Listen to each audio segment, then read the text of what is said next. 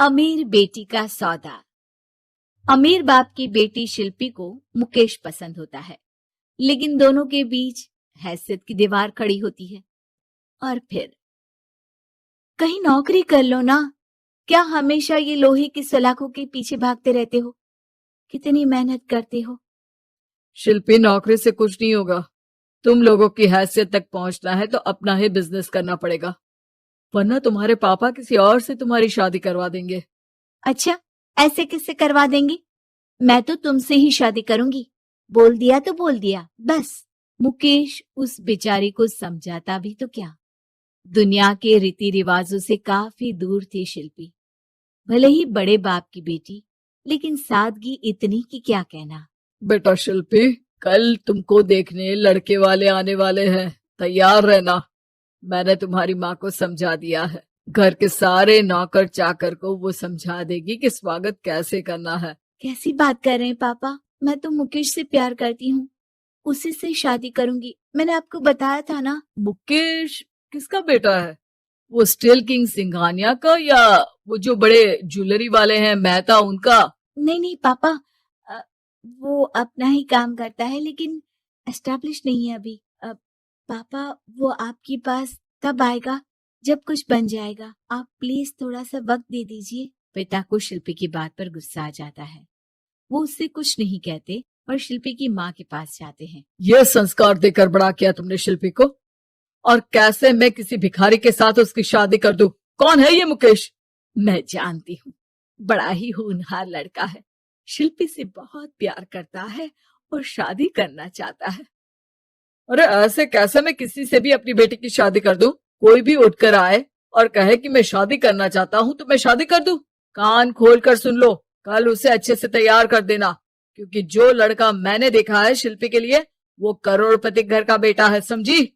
लाख मना करने पर भी शिल्पी को उस लड़के से मिलवाया जाता है जो उसके पिता ने उसके लिए देखा था। देखिए, मैं किसी और से प्यार करती हूँ और उसी से शादी करूंगी।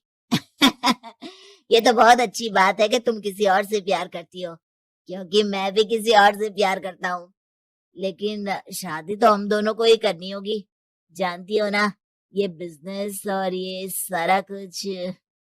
शिल्पी को समझ में नहीं आता कि वो क्या कह रहा है, लेकिन वो समझ जाती है कि वो लड़का भी किसी और से प्यार करता है। पिताजी, वो भी कह रहा था कि वो किसी और से प्यार करता है। हाँ तो करने दो ना, हमने तो नहीं रोका। तुम अपना देखो, शादी के लिए हाँ कर गया है वो। लेकिन क्यों? अरे वो और मैं दोनों ही एक दूसरे से प्यार नहीं करते, फिर शादी क्यों कर ले? पापा, एक बार सिर्फ मेरे कहने पर आप मुकेश से मिल ले। पिता शिल्पी के कहने पर फॉर्मेलिटी के लिए ही सही, लेकिन मुकेश को घर बुला लेते हैं। देखो, ज्यादा वक्त नहीं दे पाऊंगा। ये बताओ कि शादी के बाद कहाँ रखोगे उसे? 2 कमरे के मकान में? नहीं सर, मैंने 2 साल के बाद का सारा प्लान कर लिया है। मैंने आयरन इंडस्ट्री खड़ी करने के लिए पूरा ब्लूप्रिंट तैयार किया है। मेरी खुद की जगह है दादाजी की, बस थोड़ा फंड का अरेंजमेंट हो जाता तो काम शुरू कर देता। अच्छा, मतलब तुम यहाँ फंड रेज करने आए हो? मुकेश समझ जाता है कि उसके पिता शिल्पी की शादी उससे कराने के मूड में नहीं है। फंड आप कभी दे भी नहीं पाएंगे मुझे तो सिर्फ शिल्पी चाहिए। मैं उसके बिना नहीं रह सकता सर। मैं उसे बहुत खुश रखूंगा। वो तो हर पति का धर्म होता है। वो तो मैं किसी से भी उसकी शादी करा दूं, वो उसे खुशी रखेगा। लेकिन देखो, मैं ज्यादा बात को घुमाना नहीं चाहता। वो बड़े घर की लड़की है, उसे काम काज की आदत नहीं। अभी वो समझ नहीं रही, लेकिन तुम तो समझो। मैं किसी भी हालत में शिल्पी की शादी तुमसे नहीं करवा सकता। मुकेश पिता से लाख मन्नतें करता है, लेकिन वो नहीं मानते। शिल्पी की शादी उस अमीर लड़के से हो जाती है। शादी के बाद क्या हम लोग मेरी माँ के घर चले? मुझे उन लोगों की बहुत याद आ रही है। हाँ हाँ, जाओ जाओ। वैसे भी आज मैं अपनी गर्लफ्रेंड के साथ मसूरी जा रहा हूँ, तुम जा सकती हो। कैसी बात कर रहे हैं? अब हम लोगों की शादी हो गई है, आप कैसे किसी और लड़की के साथ जा सकते हैं? अरे मैंने तो तुम्हें शादी के पहले ही बता दिया था कि मेरी कुछ गर्लफ्रेंड्स है। अब प्लीज ये टिपिकल बीवी वाला रोना धोना शुरू मत कर देना। शिल्पी पिता के घर जाती है और माता पिता को सारी बात बता देती है। इतना गंदा इंसान निकलेगा, मैंने तो सोचा ही नहीं था। अरे क्यों कराई मेरी फूल जैसी बेटी की शादी ऐसे घर में। और तो क्या हो गया, शुरू शुरू में हर घर में ऐसा होता है, धीरे धीरे ठीक हो जाएगा। और वैसे भी उन लोगों के साथ हम लोगों की एक बड़ी डील फाइनल हुई है, समझी। उन लोगों से रिश्ता बनाकर रखो, तभी पैसों की बारिश होगी। पापा, अब समझ में आया कि आपने मेरे साथ ऐसा क्यों किया।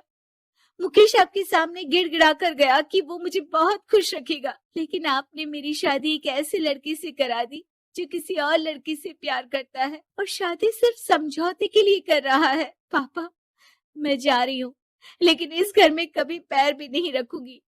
आपने मुझे सामान की तरह इस्तेमाल किया। माँ शिल्पी को बहुत रोकती है, लेकिन वो एक नहीं सुनती। कुछ समय बाद, शिल्पी, मुझे नहीं लग रहा कि अब हम दोनों के बीच ये शादी और रह पाएगी। मैं किसी और से शादी करना चाहता हूँ। वैसे तुम परेशान मत हो ना, तुम्हारे पापा के साथ हम लोगों की डील जो चल रही है ना, वो नहीं रुकेगी, क्योंकि तुम बहुत अच्छी लड़की हो। ठीक है, मैं जा रही हूँ, तलाक के पेपर में साइन करके। लेकिन एक शर्त है, मैं कहाँ गई ये बात मेरे पिता तक नहीं पहुंचनी चाहिए। शिल्पी घर छोड़कर चली जाती है। वो एक नौकरी करती है और अपना जीवन खुद संभालती है। लेकिन एक दिन, शिल्पी जी, आपसे मालिक मिलना चाहते हैं। अब मुझसे क्यों? शिल्पी मालिक के कमरे में जाती है, जहां सामने मुकेश होता है। अरे आपको देखकर बहुत खुशी हुई, बहुत बड़े आदमी बन गए। थैंक्स, पर तुम्हें नौकरी करने की क्या जरूरत पड़ गई। मैंने तो सोचा भी नहीं था कि तुम मेरी शिल्पी होगी। तभी वहां शिल्पी के पिता आ जाते हैं। शिल्पी, तुम्हारे बारे में माँ से पता चला। घर चलो बेटा, मुझे माफ कर दो। मुकेश, मैं यहाँ अपनी कंपनी के काम के लिए आया हूँ। तुम्हारी कंपनी की डील अगर हमें नहीं मिली तो हम बर्बाद हो जाएंगे। वैसे अब तुम चाहो तो शिल्पी की शादी मैं तुमसे कराने को तैयार हूँ। बस करिए पापा, ये क्या सौदा लगा रखा है आपने। जिस कंपनी से आपकी डील हो, अपनी बेटी की शादी उसी के घर करा देते हैं। शिल्पी मुकेश से माफी मांगती है और वहां से जाने लगती है कि मुकेश उसे रोक लेता है। रुको शिल्पी, ये सब कुछ तुम्हारे लिए है। ये कंपनी, ये नाम सिर्फ तुमसे शादी करने के लिए ही खड़ा किया था। मैं आज भी तुमसे बहुत प्यार